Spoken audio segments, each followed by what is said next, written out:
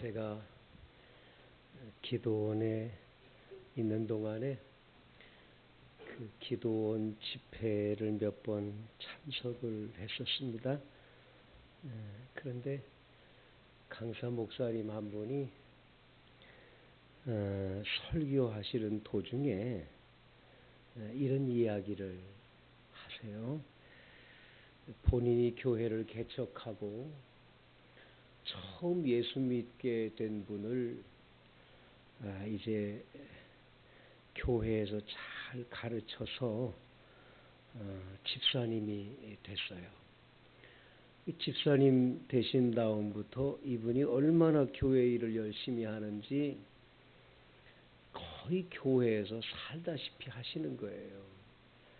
거의 집안일은 제쳐놓고 교회 일만 열심히 하는 그런 정도가 됐었는데,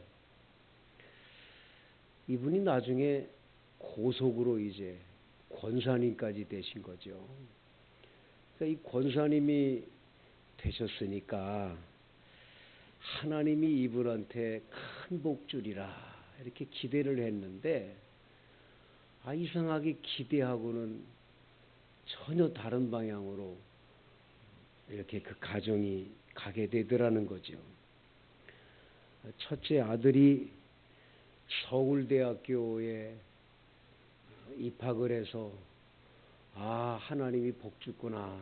그리고서는 엄청나게 기뻐하고 또 할렐루야 했는데, 그 아들이 2학년 다니다가 어떻게 이상하게 정신병에 걸린 거죠. 이래가지고는 정신병원에 들어갔는데 그 정신병원에서도 못 고치는 거예요. 목사님이 얘기하기를 얼마나 그 아들을 위해서 눈물로 기도했는지 모른다는 거예요. 아무리 기도해도 고치지를 못하고 나중에 이 아들이 정신병원에서 탈출하다가 붙들려가지고 매를 맞고 죽는 사건이 일어난 거죠. 얼마나 큰 충격이었겠어요.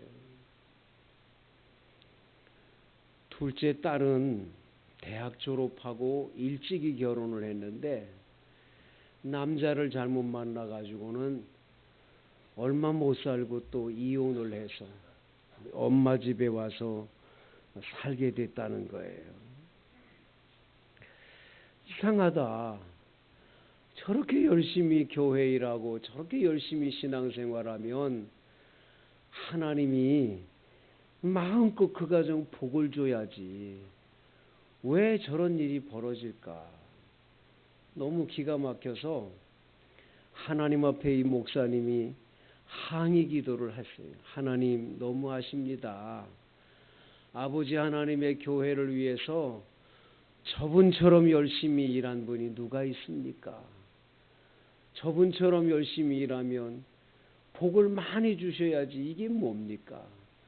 이렇게 되면 제가 어떻게 목회를 하겠습니까? 하고 하나님 앞에 막 원망불평의 기도를 했대요. 하나님께서 얘야, 너 이리 좀 와봐라. 목사님이 따라갔더니 가보는데 이 어떤 걸 보여주냐면 이분이 집에서 환상 중에 보여주는 거예요. 집에서 그냥 이 교회 생활과 집의 생활이 달라. 그냥 집에서 온갖 욕설과 아이들을 위해서 저주를 퍼붓고 이 잘못된 거야. 교회에선 천사인데 집에 가면 이게 악마야, 악마. 그러니까 애들한테 막 저주를 퍼붓고 욕을 하고 이런 모습으로 이건 완전히 다른 면이죠. 그뿐이 아니라 교회 일은 열심히 하면서 옆에 사람들을 그냥 비방하고 욕하고 그런 걸 다 보여주시는 거야.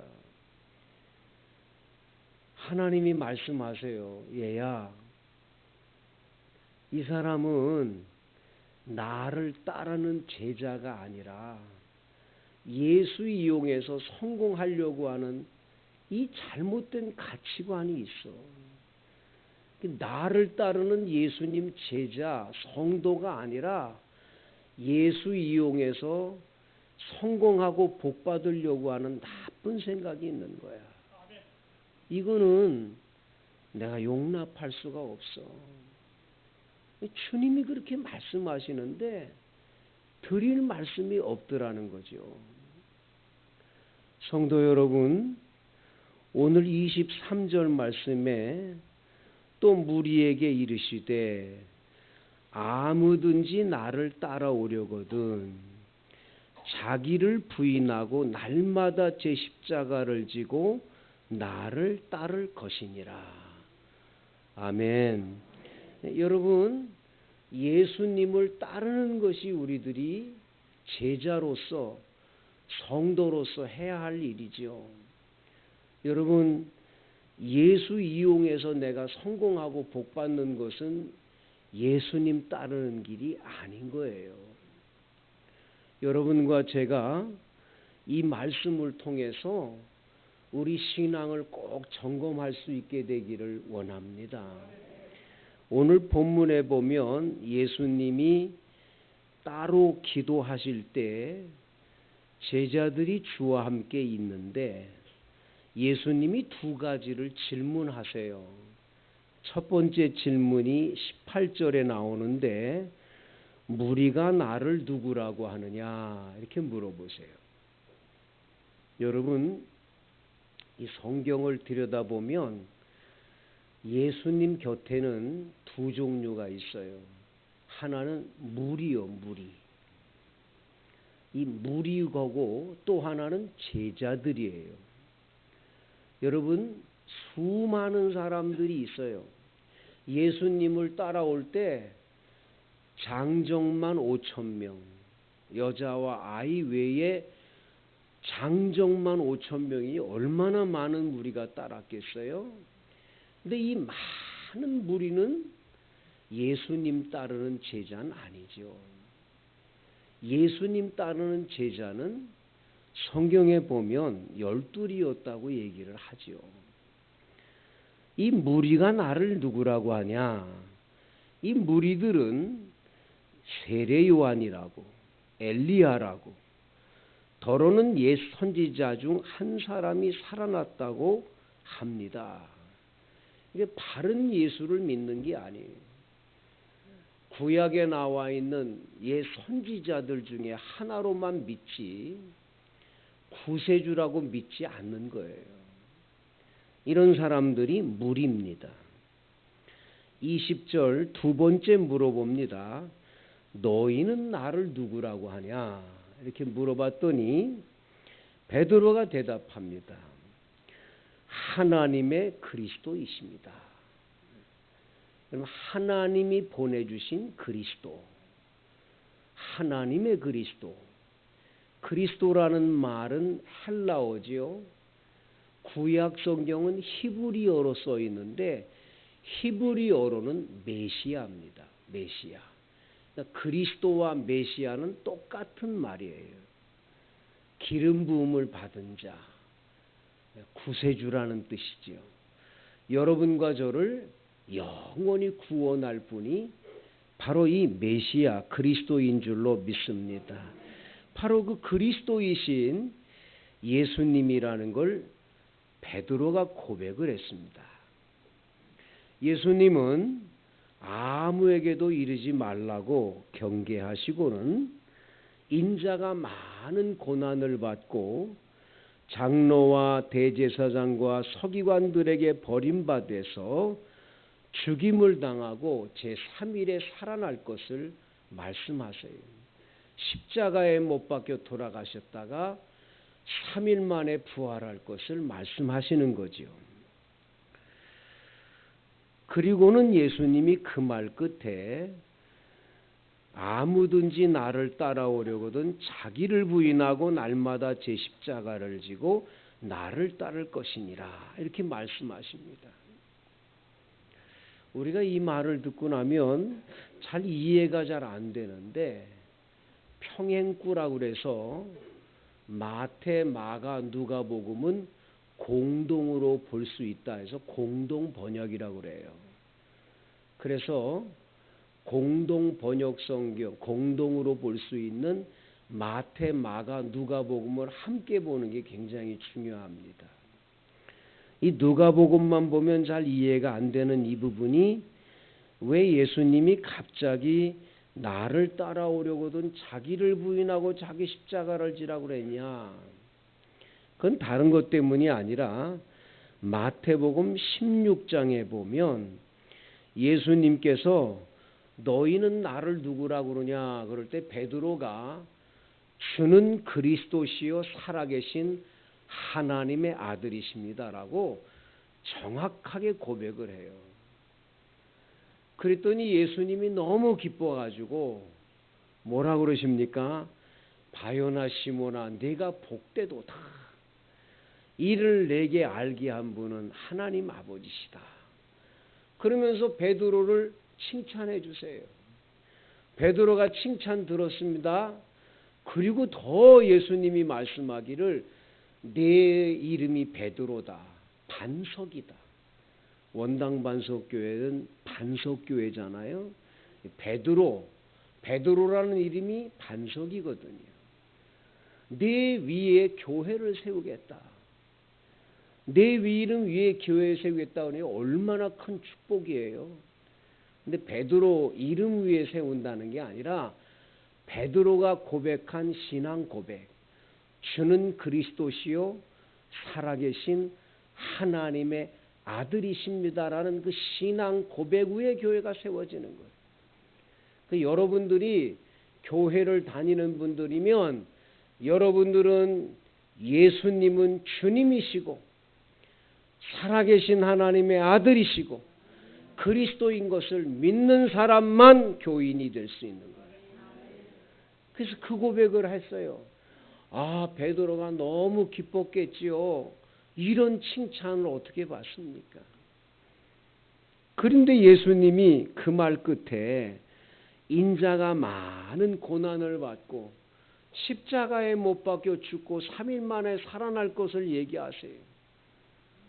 그러니까 베드로가 있다가 이 마태복음 16장에서 예수님을 간청하면서 무슨 말씀이십니까?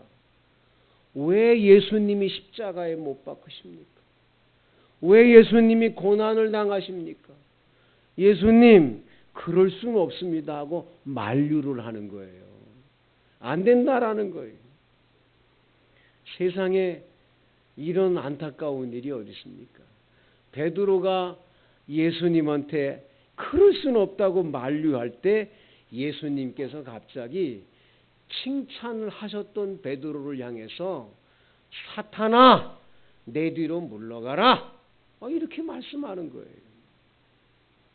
그러면서 예수님 뭐라 그러면 너는 하나님의 일은 생각지 않고 사람의 일을 생각한다는 거죠. 그리고 난 다음에 예수님이 아무든지 나를 따라오려거든 자기를 부인하고 자기 십자가를 지고 나를 따르라 이렇게 말씀하셨어요. 그러니까 여러분과 제가 예수님을 따르는 길은 이게 쉬운 길이 아닌 거예요. 예수님 따라가는 길은 고난의 길이고 자기를 부인하는 길이고 제 십자가를 지고 따르는 길이니 얼마나 힘들겠어요. 누가 이 일을 능히 할 수가 있겠습니까? 이 일 하기가 너무 어려운 거죠. 특별히 자기를 부인한다는 건 얼마나 어려운 일입니까? 미국의 심리학자인 아브라함 맥슬로우라는 사람이 인간의 삶을 쭉 살펴보니까 인간에게는 5가지의 욕구가 있다는 걸 발견하죠. 첫 번째가 생리적인 욕구가 있다는 거예요. 이 생리적인 욕구가 먹고 자고 그리고 성욕을 하고 이런 욕구들이 있는 거죠. 이런 욕구들이 다 충족이 되면 두 번째 욕구로 사람들은 또 넘어간대요. 그게 뭐냐면 안전의 욕구예요. 그래서 밥 먹고 살기가 편안하면 이젠 안전해야 되니까 좋은 집에서 안전하게 살고 싶어 하는 거지. 그 안전하게 욕구하고 싶은 그 욕구가 충족이 되면 소속 사랑의 욕구가 생겨나요. 그 욕구가 또 충족이 되면 이제는 사람들로부터 존중받는 존중의 욕구가 필요하다는 거예요. 인정받고 싶고 사람들로부터 박수받고 싶고 존귀한 인물이라고 사람들로부터 칭찬 듣고 싶어하는 욕구가 생겨요. 그 욕구가 충족되면 맨 마지막에 자아 실현의 욕구라는 게 생기는데 이 욕구가 충족되면 끝이냐? 끊임없이 인간은 욕구가 계속 온다는 거예요. 여러분, 제가 금식 기도를 하면서 늘 느끼는 건데 이 금식 기도는 그렇게 힘든 건 아닙니다. 배가 고프니까 힘이 없고 그런 건 있지만 이 금식 기도는 그렇게 힘들지 않아요. 배가 고픈 거 참은 건 뭐 어렵지 않죠. 때로는 뭐 하나님께서 힘 주셔서 하는 거니까 이번에도 한 3일째 되는 날이었는지요. 꿈속에서 얼마나 열무김치 그 국수를 얼마나 맛있게 먹었는지요. 실컷 먹고 그냥 너무너무 포만감에 취해가지고 아이고 잘 먹었다. 그 눈 떠보니까 꿈이었고 배고픈 거 그렇죠. 근데 사람이요. 제가 이제 20일 금식을 목사 안수 받은 다음에 5번째 합니다. 5번째. 근데 금식기도 4번째 했을 때 이번에가 5번째인데 4번째 했을 때 금식기도를 하고 난 다음에 그 보호식을 잘 못한 거예요. 보호식을. 금식기도가 힘든 게 아니라 끝나고 나면 이제 이게 위가 요만하게 작아졌을 거 아니에요. 그러면 밥을 먹는 게 아니라 처음에 미움이나 이런 걸 천천히 먹어가면서 이게 키워줘야 되는데 이걸 못하는 거예요. 얼마나 욕구가 심한지 그냥 또 먹고 싶고 또 먹고 싶으니까 막 먹어대는 거죠. 그러다가 건강이 해쳐지는 그런 일을 경험한 거죠. 사람은 이 인간의 욕구, 식욕을 이거 해결하기가 그렇게 쉬운 게 아니에요. 여러분, SBS의 간판 아나운서인 김땡땡 씨가 그 어떻게 전철을 탑니까? 좋은 자가용 타고 집에 가면 되지. 이 전철을 탄 것부터 이상한 거예요. 그리고는 이렇게 올라가는데 여성 그 아래를 왜 찍습니까? 그거 왜 찍어요? 그 찍어서 뭐 하려고 찍습니까? 아니 그분은 미국에 가서 공부를 한 굉장히 똑똑하고 지혜로운 분이고 텔레비전에 그 얼굴이 끊임없이 나온 사람인데 왜 그렇습니까? 다 이게 욕구를 못 충족하는 거예요. 이 욕구를 해결 못하니까 이런 일을 하는 거거든요. 여러분, 주님은 그러한 욕구를 여기 나와 있는 자기를 부인하고라는 단어 속에서 그걸 다 버리고 따라오라고 그러십니다. 그런데 여러분, 더 큰 것은 날마다 제 십자가를 지고 따르라고 그래요. 날마다 제 십자가를 지고. 십자가가 얼마나 힘든 거예요? 십자가는 자기를 죽이는 거지요. 십자가는 자기를 희생시키는 겁니다. 그런 십자가를 날마다 지래요. 이게 가능한 겁니까? 가능할 수가 없겠지요. 어떻게 여러분 가능할 수가 있겠습니까? 시골의 한 자매가 너무 살기가 힘들고 어려우니까 이거를 믿음으로 어떻게 이겨내려고 애를 쓰는데도 잘 안 돼요. 가난하지요. 애들은 많지요. 먹고 살기가 너무 힘들고 너무 기가 막히고 힘들어요. 하루는 꿈을 꾸는데 커다란 십자가를 질질 끌고 자신이 가는 거예요. 너무 힘든 거죠. 때마침 예수님이 앞에 계셔서 주님, 나 너무 힘들어요. 이 십자가가 너무 힘듭니다. 이거 좀 어떻게 해주세요. 예수님이 그러면 내가 너 십자가 좀 조금 가볍게 해주마. 그래가지고 십자가 잘라달라고 그랬더니 예수님이 잘라주셨어요. 그걸 끌고 가는데 아직도 힘들어. 주님, 이것도 힘들어서 못 견디겠어요. 너무너무 힘이 드네요. 주님, 또 좀 잘라주세요. 잘라줬어요. 세 번째 또 끌고 가는데 그것도 힘든 거예요. 너무너무 힘듭니다. 이것 좀 어떻게 잘라주세요. 주님이 잘라주었는데 마지막에 요단강에 도착을 했습니다. 요단강 너머가 천국인데 사람들은 그렇게 메고 왔던 그 십자가를 요단강에 턱 떼고 그 십자가를 통해서 천국으로 건너가는데 이 사람 십자가는 다 자르고 잘라서 요단강에 댔는데 건너편까지 닿지를 않는 거예요. 거기서 쩔쩔 매다가 꿈을 보니까 꿈인 거예요.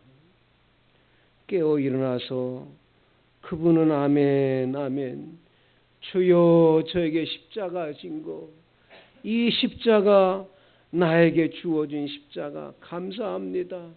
이거 잘 지고 가게 해주세요 하고 회개했다는 이야기가 있지요. 성도 여러분, 십자가 지고 가기가 얼마나 힘듭니까? 우리 성도님들이 저에게 이번 20일 금식하는 동안 기도해달라는 기도 요청서를 저에게 보내줬어요. 제가 그거를 매일매일 기도하는데 주여 우리 교인들 이렇게 큰 십자가를 지고 있네요.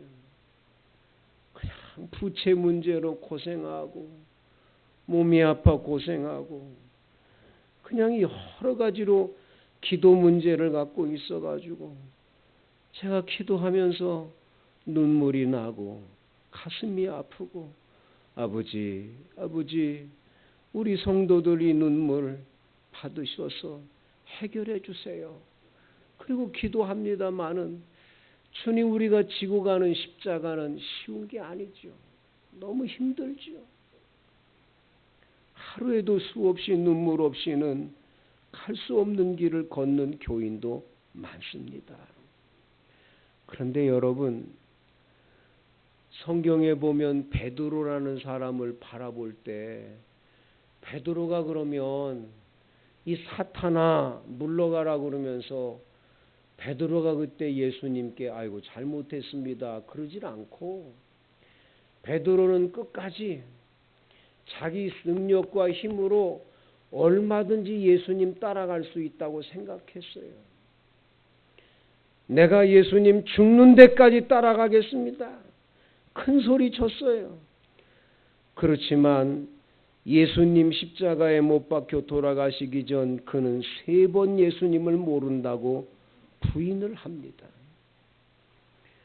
자기를 부인한 게 아니라 예수님을 3번씩 모른다고 부인한 거죠.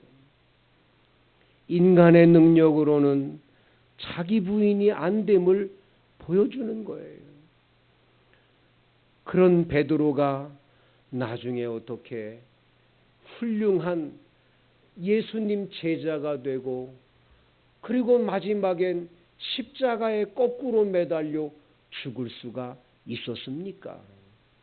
그것은 바로 그가 성령을 받았기 때문인 줄로 믿습니다. 여러분, 우리의 힘으로는 자기를 부인하기 어려워요. 십자가 지고 가기도 어려워요. 우리 힘으로 능력으로는 안 돼요. 예수님 제자 베드로가 성령 받고 나니까 오순절 마가의 다락방에서 120문도가 모인 그 자리에서 베드로도 함께 있어 주님 앞에 성령 받기를 위해 기도하다가 성령 받고 나니 그는 자신의 모든 욕구, 자기를 부인하는 기적이 일어납니다. 그리고 십자가를 분명히 지고 예수님 뒤를 따르는 제자로 그는 승리자가 된 줄로 믿습니다. 우리가 예수를 믿을 때 우리의 힘과 능력으로 믿으려고 하면 넘어집니다. 내 힘으로 뭔가를 해보겠다, 내 능력으로 해보겠다, 백전백패합니다. 주님이 하십니다. 주님이 이루십니다. 성령이 함께할 때 가능한 줄로 믿습니다. 그래서 여러분은 성령 받기를 위해 기도해야 합니다. 성령 충만함을 부어 주옵소서. 우리 성도님 가운데 한 분이 성령 받기를 얼마나 사모했는지 모릅니다. 성령 받아야 되겠다.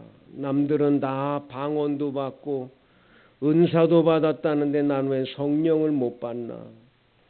매일매일 교회 올 때마다 기도 제목이 성령 주세요, 성령 충만 주세요 하고 기도를 했습니다. 6개월 후에 그분은 성령을 받았지요. 방언의 은사도 임하고 성령 받았습니다. 성령 받고 난 다음에 이분이 이렇게 말합니다. 목사님, 제가 성령 받고 나니 예수 믿지 않는 사람들이 그렇게 불쌍해 보이고 안타까워요. 저들이 아무리 돈 많아도 불쌍해 보여요. 예수 믿어야 되는데, 전도해야 되는데 그런 생각이 납니다. 두 번째, 목사님, 성령 받고 나니까 제가 이상하게 옛날에 미워하던 사람이 많았는데 그 미워하던 사람들이 다 이쁘게 보여요. 달라진 거예요. 달라진 거. 목사님, 용서 못하고 살았는데 용서할 수 있는 너그러움이 내 마음속에 생겼습니다. 예배 시간마다 감사해 찬송 부르다 울고 기도하다 울고 너무너무 행복해서 울고 성령 받으니 내 삶이 달라졌습니다. 여러분, 성령 받으면 자기를 부인하고 십자가를 지고 예수님 따라갈 수 있는 줄로 믿습니다. 여러분 모두 성령의 충만함을 받으시게 되기를 주의 이름으로 축원드리겠습니다. 우리 다 같이 이 시간 성령 받기를 위해서 간절하게 통성으로 기도하시겠습니다.